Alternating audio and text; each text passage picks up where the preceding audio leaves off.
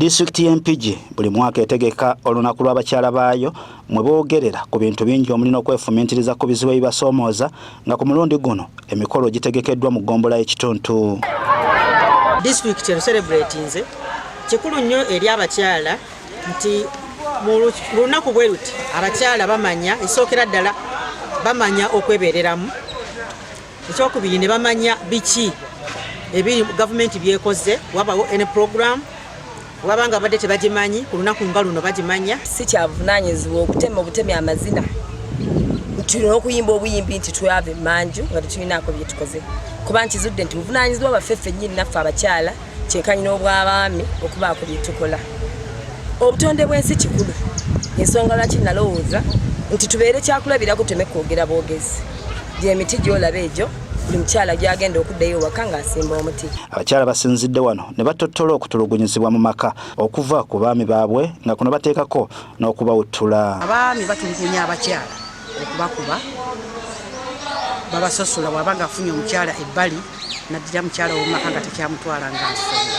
Ate era nga n'obuvunaanyizibwa babweggyeko abasinga obungi nga babulekedde abakyala.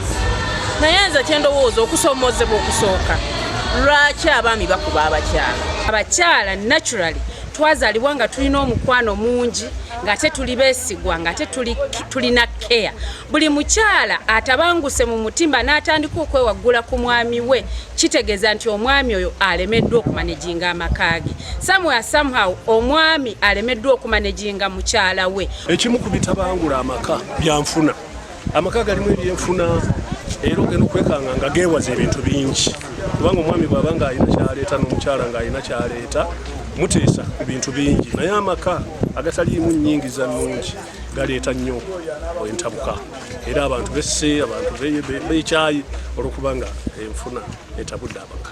Abakyala baloopedde abakulembeze baabwe nga bwe batalina kifo we bazaalira kimala ku ddwaliro lya gavumenti erya Kituntu Health Center 3. Gye bazaalira wafaanana watya? Gye bazaalira waliyo ki omukyala kye yandibadde afunayo? Abasawo baffe beeyisizza batya? Mbeera gye bazaaliramu akasenge kafunda, we bazaalira beenyigiriza, abamu bazaalira ku mbalaza. Gavumenti nze ngisaba nti bw'ebanga erina amalwaliro gaayo ge yateeka mu bitundu, kati ng'eno Kituntu eri wano bafuba okulaba nti bateekamu ebyetaagisa byonna ebikola byonna, kubanga kati omukyala w'ekitundu bw'aba talina ssente aba alina kuzaalira waka, kubanga talina ssente zimutwala mu ddwaliro eryewala nga Nkozi hospital ate nga lya ssente. Buli mwezi tufuna abakyala abazaala abawera 7 n'abakyala abajja okukeberebwa n'embuto abawera 1,200. Naye ekifo we tukolera we wafunda. Abakyala boolesezza bye bakola mwe bajja ssente nga baweereddwa n'obujjanjabi ku bwereere, emiti okukuuma obutonde bw'ensi n'ensigo ya kasooli nga n'abamu ku bazze bagabye omusaayi. Saddati Mbogo, Agafeeyo ku Spark TV.